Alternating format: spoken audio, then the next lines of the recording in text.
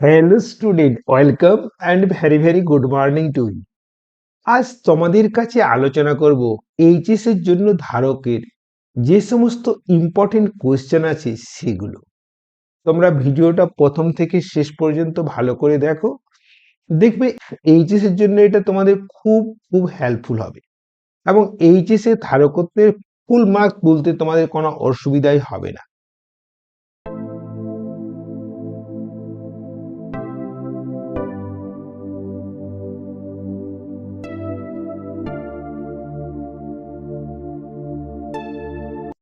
দেখো, important question বলার আগে তোমাদের যে সমস্ত নিয়ম ফলো করতে হবে এইচএস এর আগে সেগুলো একবার শুনে নাও। Number one, switch off from all social media account. অর্থাৎ দেখো, তোমাদের যে ফেসবুক বা ইনস্টাগ্রাম বা আরো যদি কোনো থেকে থাকে সেখান থেকে তোমরা লগ আউট করে নাও, তাই না? তাতে কি হবে বলো তো, তোমাদের অনেক সময় বাঁচবে এবং দেখো মন থেকে উল্টোপাল্টা যে সমস্ত চিন্তা ভাবনা সেটা দূর হবে। ফলে তোমরা ফোকাস করতে পারবে এইচএস এর জন্য, যে আর 2 মাস বা 2 মাসের একটু বেশি সময় আছে সেই সময়টাতে। নাম্বার টু, দেখো ফিজিক্সের থিওরিও থাকে, নিউমেরিক্যালও থাকে। ফলে থিওরি আর নিউমেরিক্যাল প্র্যাকটিস আলাদা আলাদা নয়, একসঙ্গে করবে। এবং আমার যে ওয়ান শট ভিডিও আছে সেই ভিডিওটা যদি দেখে নাও, যে নিউমেরিক্যাল তোমাদের কাছে আর কোনো জটিলই হবে না। তাহলে দেখো, থিওরি আর নিউমেরিক্যাল একসঙ্গে আলোচনা করবে। আমার ওয়ান শট ভিডিওতে দেখে তোমরা দেখবে যে একটা থিওরি ডিসকাস করা আছে, থিওরি থেকে কি কোয়েশ্চেন আসতে পারে, থিওরি কোয়েশ্চেন নিউমেরিক্যাল সমস্ত দেওয়া আছে। ফলে কি টাইপের অঙ্ক আসবে, কি টাইপের অঙ্ক আসতে পারে, কোনটা নিটের জন্য ইম্পর্টেন্ট, কোনটা মেনের জন্য ইম্পর্টেন্ট, কোনটা এইচএস জন্য ইম্পর্টেন্ট, সেগুলো সমস্ত দেওয়া আছে। তোমরা একটু ভালো করে দেখে নিও। এরপরে দেখো 3 নাম্বার। 3 নাম্বার দেখো, identify your strong and weak areas. দেখো, তোমাদের যেগুলো সবল অংশ সেগুলো চিহ্নিত করো, আর যেগুলো দুর্বল অংশ সেগুলো চিহ্নিত করো, খাতায় লিখে নাও। দেখো, সবল অংশের জন্য যে আমার ধারকত্ব চ্যাপ্টারের একটি ওয়ান শট ভিডিও আছে, সেই ওয়ান শট ভিডিওটা ভালো করে দেখে নাও, তাহলে বুঝতে পারবে যে কোন অংশ বাদ পড়েছে কি পড়েনি। এবং ওখান থেকে যে সমস্ত নিউমেরিক্যাল আছে তোমরা যদি ভালো করে দেখো, ওখান থেকে কমন পাবে। হয়তো ডেটাটা এদিক ওদিক একটু চেঞ্জ করবে। আর আরেকটা ভিডিও, পিওআইকিউ 2015 থেকে 2023 পর্যন্ত ধারকত্ব চ্যাপ্টারে যে সমস্ত এইচএসসি প্রশ্ন এসেছিল তার সহজ সমাধান দেওয়া আছে। ওই দুটো ভিডিও তোমরা কখনোই দেখতে ভুলবে না। আর যে অংশটা দুর্বল আছে তার জন্য কি বলতো, আমার এই ওয়ান শট ভিডিওটা ভালো করে লিখে নাও, লিখে নিয়ে মন দিয়ে পড়ো, দেখবে খুব সহজেই বুঝতে পারবে। থিওরি আর নিউমেরিক্যাল গুলো করো, দেখবে আর কোনো বইয়ের দরকার নেই, কোনো টিউশন নোটের দরকার নেই। এটা আমি তোমাদের বলে রাখলাম, ওকে?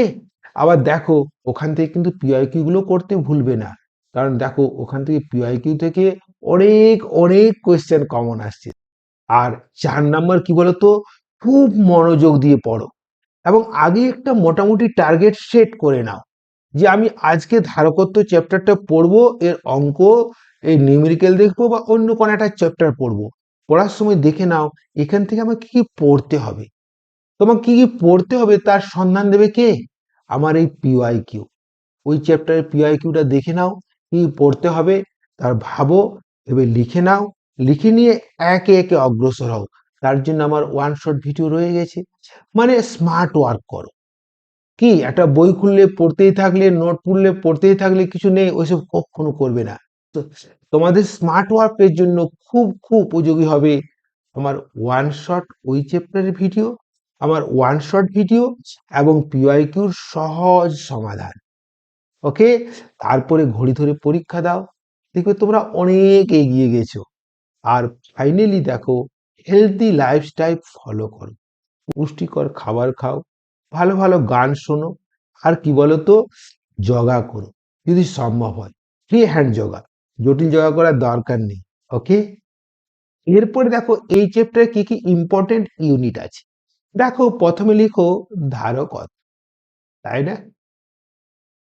তারপর কি বলতো, নেক্সট হচ্ছে কি বলতো, সি ইকুয়াল টু আর, অর্থাৎ সিজিএস সিস্টেমে কোনো পরিবাহী ধারকত্ব উহার ব্যাসার্ধের সমান।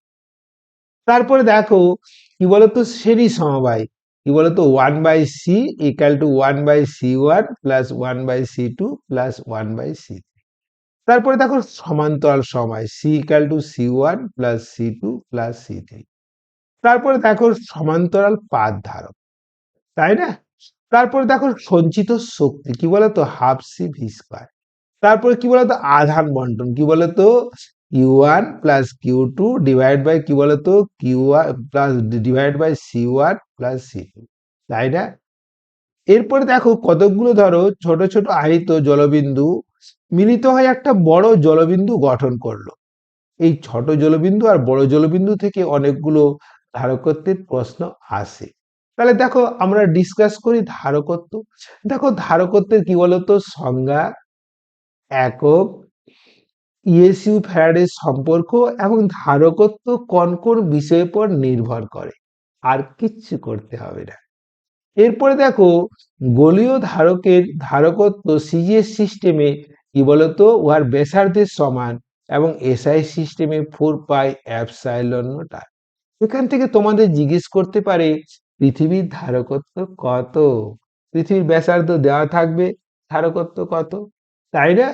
আবার দেখো বলতে পারে যে শ্রেণী সমবায়ের তুল্য ধারকত্ব বের করো, প্রমাণ করো শ্রেণী সমবায়ের তুল্য ধারকত্ব ক্ষুদ্রতম ধারকত্ব অপেক্ষা ক্ষুদ্রতর। আবার এখান থেকে অঙ্কও দিতে পারে যে তিনটে ধারকত্ব দিয়ে তিনটে শ্রেণী সমবায় ধারকত্ব দিয়ে দিয়েছে, এটা বললো দেখো দেখো এটা বললো 240 ভোল্টের সঙ্গে কানেক্টেড আছে, তুল্য ধারকত্ব বের করো, এর প্রতিটিতে আধান বের করো এবং প্রতিটির বিভব পার্থক্য বের কর। এই অঙ্কটা করতে ভুলবে না। আবার ওয়ান শট এনসিইআরটি ভিডিওতে অনেক এরকম অঙ্ক দেওয়া আছে। আবার দেখো পিওয়াইকিউ যে সলিউশন আছে সেখানেও একটা এরকম অঙ্ক আছে, দেখে নিও। সমান্তরাল সময়ের প্রুফটা করতে ভুলবে না, খুব সিম্পল। তারপরে দেখো সমান্তরাল পাত ধারক, দেখো সমান্তরাল পাত ধারক সম্পর্কে যত প্রশ্ন হয় করে নেবে। কি প্রশ্ন বলো তো, সমান্তরাল পাত ধারকের ধারকত্বের রাশিমালা বের করো, সমান্তরাল পাত ধারকের ধারকত্ব কোন কোন বিষয়ের উপর নির্ভর করে, সমান্তরাল পাত ধারকের মাঝখানে যদি একটা আমরা উপরিবাহী মাধ্যম রেখে দিই ধারকত্ব কিরকম পরিবর্তিত হবে। তারপরে দেখো সঞ্চিত শক্তি রাশিমালা এবং এখান থেকে অঙ্ক, ধরো তোমার সিটাও বলে দেবে, বললো 900 কি বলতো মাইক্রোফ্যারাড, ভিটা বললো ধরো 200 ভোল্ট, সঞ্চিত শক্তি কত। আবার দেখো দুটো বস্তুর মধ্যে আধান বন্টন কি বলতো, বললো একটা ধারকত্ব ধারকত্ব C1 বিবাহিত করা হলো, দ্বিতীয়টা C2 এর বিভব 0, এদেরকে সমান্তরাল সময়ে যোগ করা হলো, তুল্য বিভব সাধারণ বিভব কত হবে, শক্তি অপচয় কত হবে। আর এটা খুব খুব ইম্পর্টেন্ট যে অনেকগুলি আহিত জলবিন্দু একত্রিত একটা বড় জলবিন্দু গঠন করলো, বড় জলবিন্দুটির ধারক, বিভব পার্থক্য, তড়িৎ ক্ষেত্র, তলমাত্রিক ঘনত্ব, শক্তি কিরকম পরিবর্তন হবে সেটা তোমাদের লিখতে হবে। দেখো আমার ওয়ান শট ভিডিওটা যদি ভালো করে দেখে নাও এইরকম কোয়েশ্চেন গুলোই করে দেওয়া আছে, দেখতে ভুলবে না, তাই না? এরপরে দেখে নি এখান থেকে দেখো কি কি প্রশ্ন এসেছে প্রিভিয়াস ইয়ারে। দেখো প্রথমে দেখো 2015-তে দেখো ধারকত্ব বলতে কি বোঝো। আবার দেখো এখানে দেখো সঞ্চিত শক্তি বলেছে, সঞ্চিত শক্তি মানে কি বলতো হাফ সি ভি স্কোয়ার। দেখো সি দেওয়া আছে, তাই না? দেখো এখানে সি দেওয়া আছে, এখানে ভি দেওয়া আছে, হাফ সি ভি স্কোয়ার লাগিয়ে দাও, তাই না? আবার দেখো যেটা বলছিলাম 64 ক্ষুদ্র জলবিন্দুকে একত্রিত করে বৃহৎ জলবিন্দু গঠন করা হলো, বৃহৎ ও ক্ষুদ্র জলবিন্দুর বিভব অনুপাত কত হয়, n⁻²⁵v/v, হয় না? আবার দেখো এখানে আধান বন্টনের একটা অঙ্ক দিয়েছে 2016-তে, তাই না? দেখো সমান্তরাল পাত ধারকে যদি আমরা কাঁচের ফলক রাখি তাহলে ধারকত্বের কিরকম পরিবর্তন হবে, অবশ্যই বাড়বে। আবার দেখো সেই অঙ্কটা জলবিন্দু মিশে বড় জলবিন্দু হলো, পরাবৈদ্যুতিক মেরুকরণ অবশ্যই ভালো করে করবে। সমান্তরাল পাত ধারকের স্থিতিশক্তি রাশিমালা কি বলতো হাফ সি ভি স্কোয়ার, তাই না? তো দেখবে আমার ওয়ান শট ভিডিও যদি ভালো করে করে নাও, আর এই যে কোয়েশ্চেন গুলোর সলিউশন পিওয়াইকিউ, তাই না, এটা যদি ভালো করে দেখে নাও এই চ্যাপ্টার থেকে আমার দৃঢ় বিশ্বাস তোমরা 100% নাম্বার পাবে। লাইক শেয়ার কমেন্ট করতে ভুলবে না। আর এইচএস নিট মেন অ্যাডভান্সে ভালো রেজাল্ট করার জন্য আমার চ্যানেলটি দেখতে থাকো। ওকে, থ্যাংক ইউ।